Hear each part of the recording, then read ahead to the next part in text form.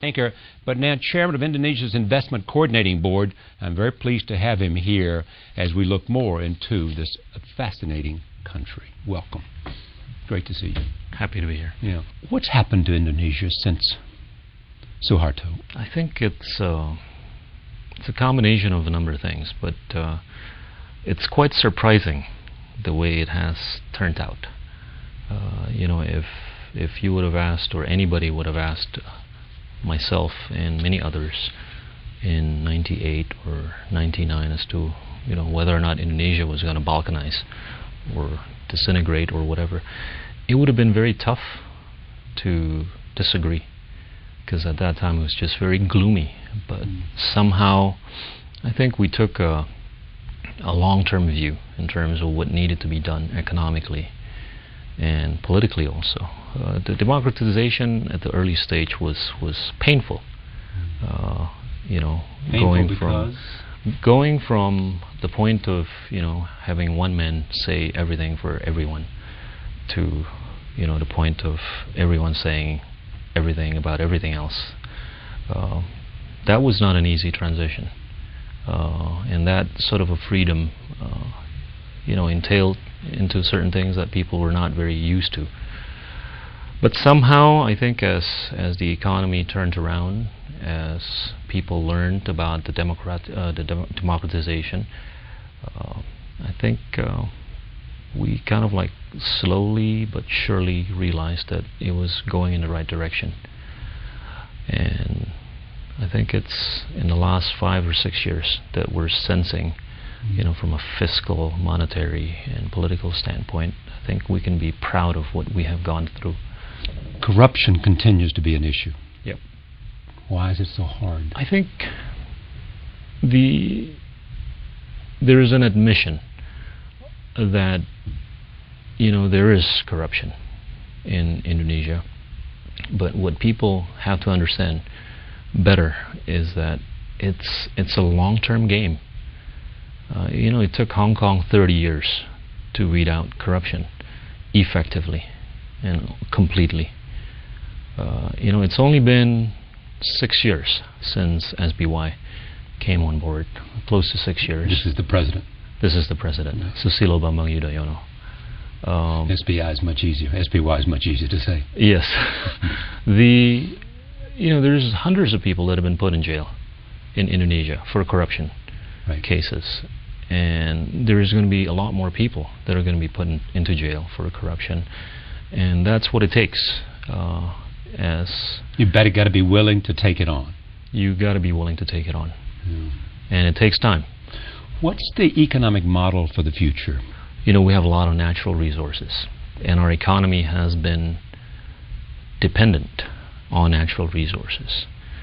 Going forward, and those prices have been pretty high. Have been going up quite nicely. But the future of Indonesia is not one where I want my kids and grandkids to be selling coal, bauxite, palm oil and all that. I think it's got to be a future where every citizen in Indonesia knows that we can be doing something that's value additive. So it's got to involve the vertical integration of the whole process. So you're saying your country, we want you to be in the knowledge business. Exactly.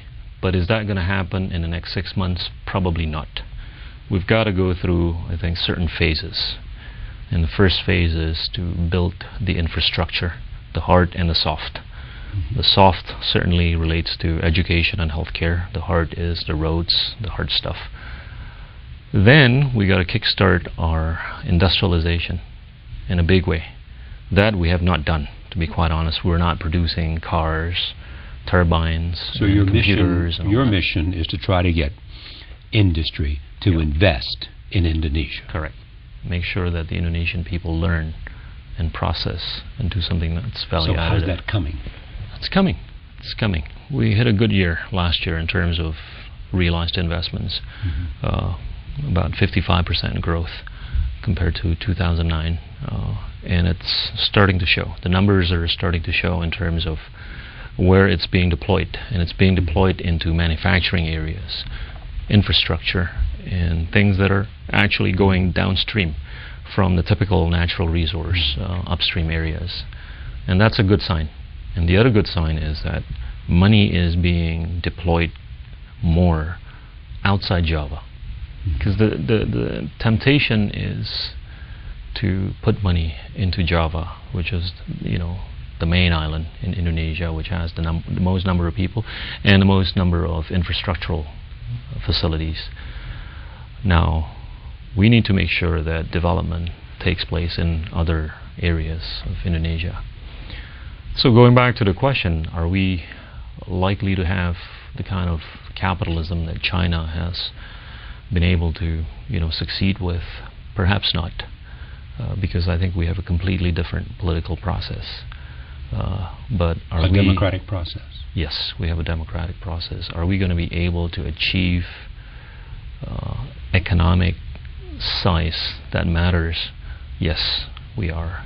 Simply by doing what we have been doing. I think the question that lingers amongst many young Indonesians is whether or not we can actually achieve the delta beyond the current economic growth rate. And it's not impossible if we can just tweak a couple of things. And that, I think, would... what do you need to tweak? I think we have to be more assertive on the infrastructure development side. Because, in 1995, just to cite some numbers, we had just about the same number of kilometers of highways as China did. That was about 500 kilometers of highways. But in 15 years' time, China has been able to build more than 70,000 kilometers of highways. And we've only been able to build 500 kilometers of highways.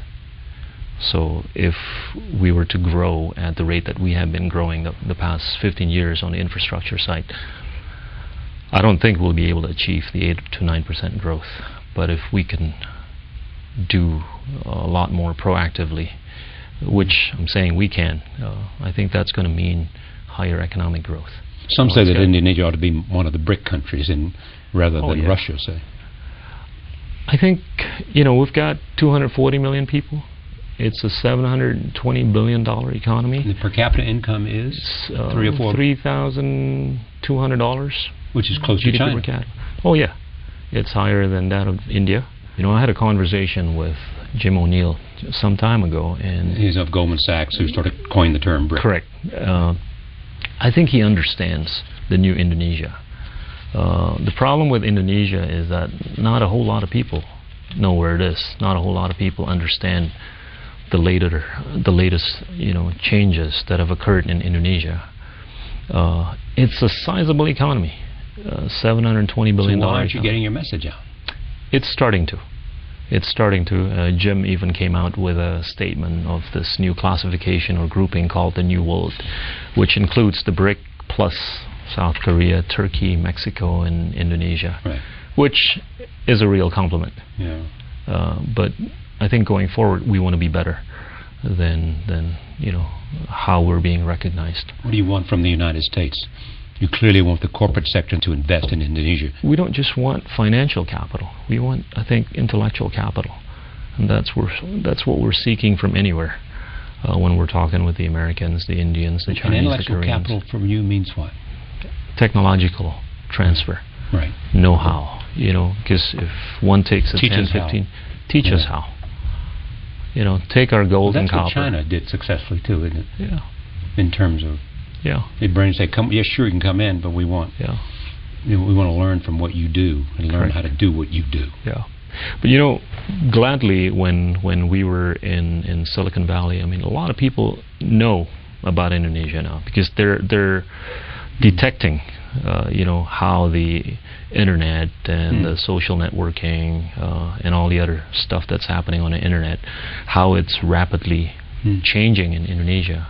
How do you see the development of say, the relationship between Indonesia and India and Vietnam and China?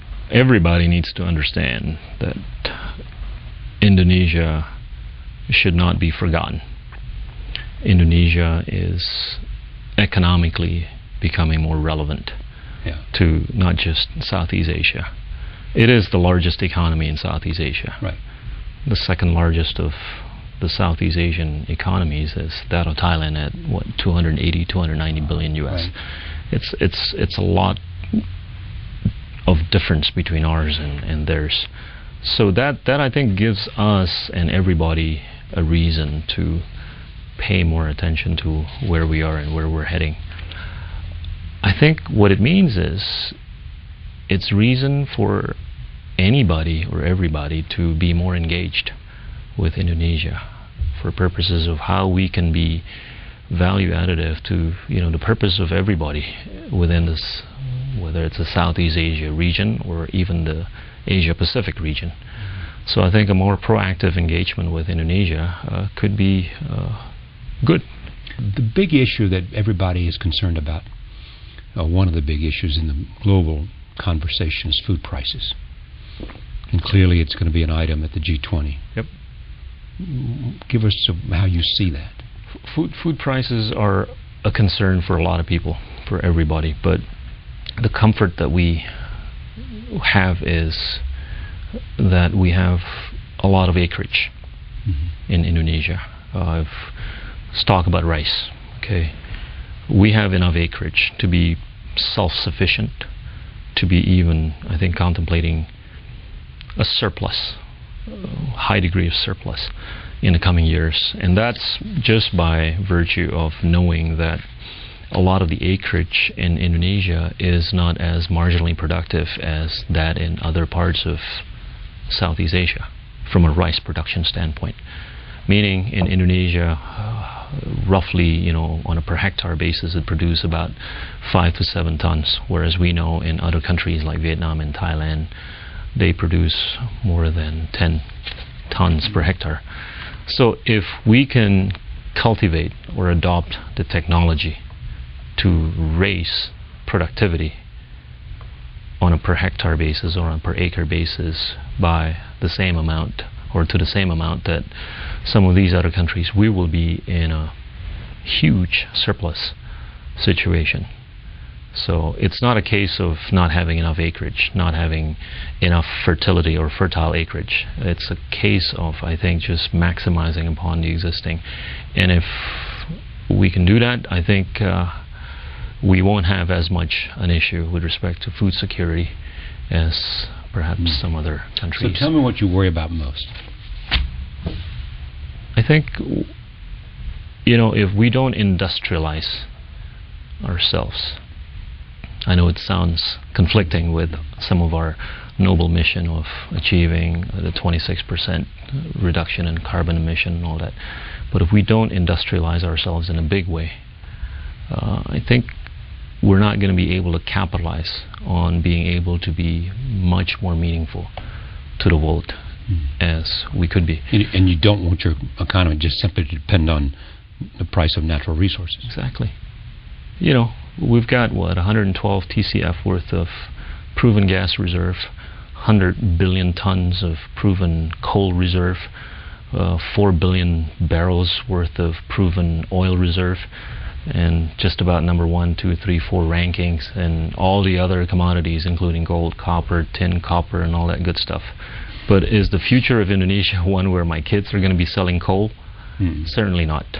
I mean, we'd like to position ourselves as a knowledge economy sometime, not in 6 months, but hopefully in some years. So your mission is to make that happen as fast as possible. Yeah. Look, I'll give you an example. Our consumption of steel is a mere 30 kilograms of steel consumption on a per capita per year basis. Right. For any nation to become a modern nation, it needs to be consuming about 500 kilograms of steel per capita per year. South Korea, from what I believe here, consumes about 1,200 kilograms of steel per capita per year. So for us to go from 30 kilograms to 500 kilograms of steel consumption on a per capita per year basis, we need to be producing an additional 120 million tons of steel. Getting 1 million ton capacity cost $1 billion US worth of investment. So right there, we're going to need investments amounting to about 120 billion US just to ramp up production capacity so that we can start thinking about becoming modern. Great to have you here. Thanks, Charlie. Thank you. Pleasure. All right.